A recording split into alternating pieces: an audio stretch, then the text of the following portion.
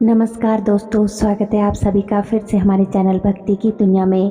भगवान भोलेनाथ और माँ भगवती आप सभी पर अपनी कृपा दृष्टि बनाए रखे। तो दोस्तों, बहुत से लोग थर्ड आई एक्टिव करने के लिए प्रयास करते हैं, कोई किसी साधना के द्वारा तो कोई किसी मंत्र जाप के द्वारा, चाहे वो कोई गुरु मंत्र हो अथवा कोई भी मंत्र जाप हो। वहीं पर कई लोग ध्यान करते हैं, मेडिटेशन करते हैं और प्रयास करते रहने पर कुछ लोगों की दिव्य दृष्टि खुल चुकी होती है।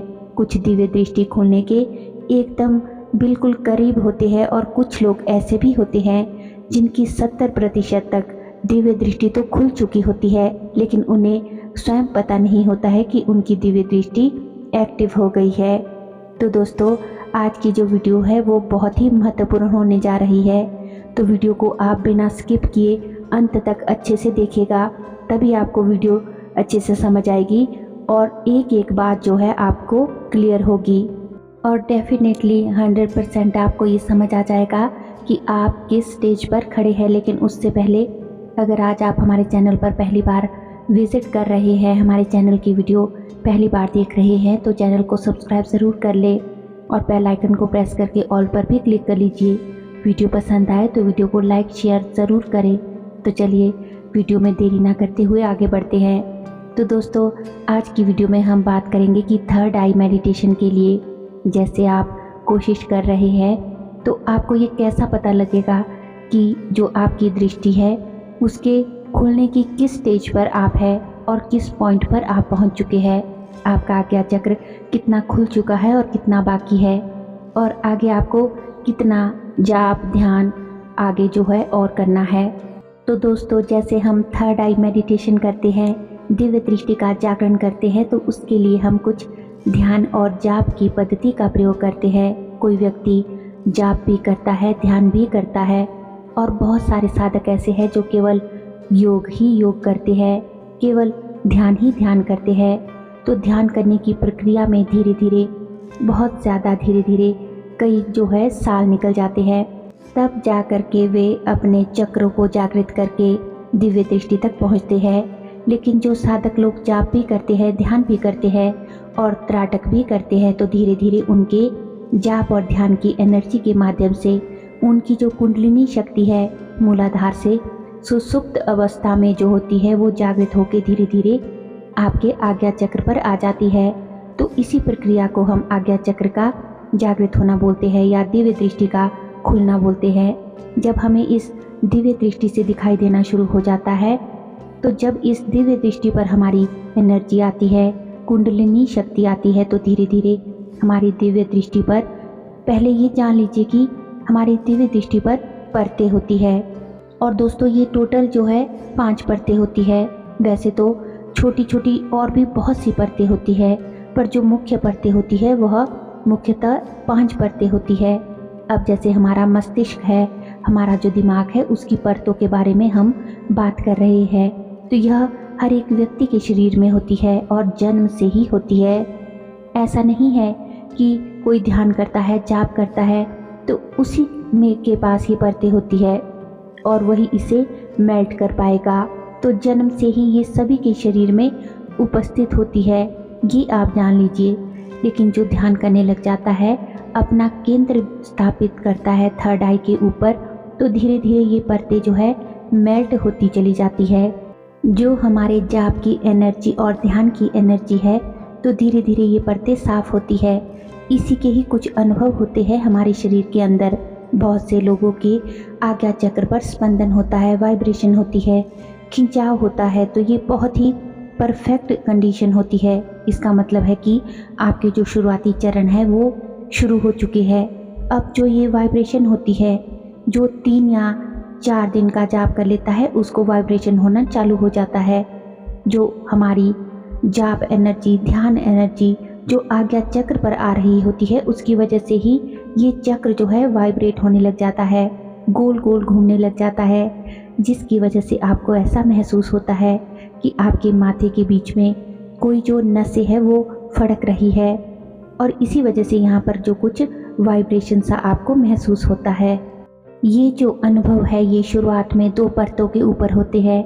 जैसे आपकी परतें साफ होती है तो आपको वाइब्रेशन होने लग जाता है और दूसरी परत के ऊपर आपको ये स्पंदन पूर्ण रूप से भारीपन सा महसूस होने लग जाता है। हर समय यहाँ पर आपको थोड़ा थोड़ा सा पेन होने लग जाता है। लेकिन दोस्तों, क्या इसका दिव्य दृष्टि से कोई संबंध है? तो यहाँ ये समझना है कि ये बाहरी आवरण है, मस्तिष्क का, वो आपका जो है क्लीन हो रहा है। दोस्तों, जिस प्रकार से प्याज की एक झिल्ली होती है, हमारी दिव्य दृष्टि की परतें भी इसी प्रकार से होती है। वो धीरे धीरे से हमें जो है ट्रांसपेरेंट बनानी होती है जाप एनर्जी के माध्यम से।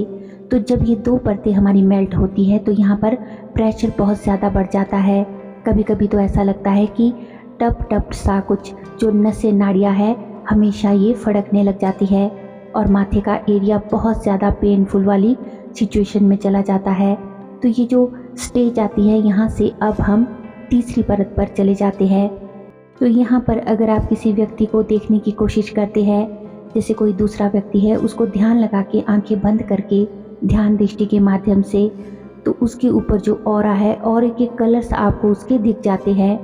क्या सारे कलर्स आप देख पाएंगे? नहीं, आप केवल हल्का हल्का सा ही कलर्स जो है देख पाएंगे। इस दौरान कुछ हल्के से विजुअल से आपको आने लगेंगे। स्पष्ट रूप से आप पहचान नहीं सकते कि ये पॉजिटिव है या नेगेटिव है। तो यदि आप सभी साधकों को भी ऐसे अनुभव हो रहे हैं, आप किसी व्यक्ति का ऑरा जो है इजीली देख पा रहे हैं, तो ये भी बहुत ही बढ़िया बात है और आप तीसरी परत पर हो। और यदि आपको कलर्स भी दिखाई दे रहे हैं दोस्तों, तो आप चिंता ना करें, आपकी दिव्य दृष्टि डेफिनेटली खुलेगी, क्योंकि कलर्स ही दिखना सबसे पहला तीसरी परत का ही अनुभव होता है। तो यदि ये अनुभव आपके साथ में हो रहा है तो आप बहुत ही किस्मत वाले हैं और बहुत ही सही दिशा में बढ़िया तरीके से आपकी साधना जो है चल रही है। आपको कुछ नहीं करना है, बस इसी प्रकार से अपनी साधना को आगे बढ़ाते रहना है। आप अपना थोड़ा सा माला जाप जो है, ध्यान है, उसको बढ़ाते चले जाओ। यदि आपको प्रकाश दिखने लगा है, कलर्स आप देख पा रहे हो, तो ये बहुत ही परफेक्ट कंडीशन है जो साधक तीसरी परत पर पहुंच चुके हैं। अब वे सामने वाले व्यक्ति का ऑरा देख सकते हैं, उनके कलर्स आप बता सकते हैं कि उसका जो ऑरा है किस कलर का है। अब आगे इस चरण में जो चौथा स्टेप होता है, तो चौथे स्टेप में जो हमारे सामने दिव्य शक्तियाँ खड़ी होती है, जो हमारे अंदर पॉजिटिविटी है या हमारे पास में जो कोई नेगेटिविटी है, हम जो चाहते हैं कि जैसे एक व्यक्ति है जो केवल ईश्वर का भजन करना चाहता है और केवल उसकी ईश्वर को देखने की, उन्हें पाने की उसे लालसा है, ईश्वर को देखने की इच्छा उसके मन के अंदर है, तो भगवान भी उसकी इच्छा को सुनते हैं। उनके इष्ट देव तक उनके कृपा के साधन से जब चौथी परत पर हम पहुंच जाते हैं तो हमें आकृतियाँ सी दिखने लग जाती है। हमें ऐसा लगता है कि ये व्यक्ति है, उसका पूरा जो स्ट्रक्चर बना हुआ है और उसका ऑरा भी आपको दिखाई देने लगता है। परंतु दोस्तों, बहुत सारे व्यक्तियों को ऑरा नहीं दिख पाता और वे सभी चीज़ें नहीं देख पाते हैं। आपकी इच्छा ईश्वर को देखने की है, तो दिव्य दृष्टि के जरिए वो आपको आकृतियाँ दिखाई देगी। यदि आप भगवान कृष्ण के, कान्हा जी के भक्त हैं, तो आपको उनकी बांसुरी दिखाई देगी, आपको मोर पंख दिखाई दे सकता है। और यदि आप भगवान राम जी की सेवा करते हैं या हनुमान जी की सेवा करते हैं, तो उनके अस्त्र शस्त्र आपको दिखने लग जाते हैं और आपको उनका एक पुंज सा दिखाई देता है। किसी को अलग अलग कलर के पुंज से दिखाई देंगे। तो यदि आप इस स्टेज पर है तो यहाँ से आपको जो है अब दर्शन होने लग जाते हैं अपने इष्ट के, अपने आराध्य के स्वप्न में। आपको स्वप्न के माध्यम से ही सूक्ष्म से सूक्ष्म जानकारियाँ प्राप्त होने लग जाती है। तो ये जो चौथी परत होती है, ये बहुत धीरे धीरे क्लियर होती है, ट्रांसपेरेंट होती है। तो धीरे धीरे आपकी जो प्रोग्रेस है वो बढ़ती चली जाती है। बहुत से लोग इस स्टेज पर होते हैं लेकिन वो समझ नहीं पाते कि क्या गलत है और क्या सही है।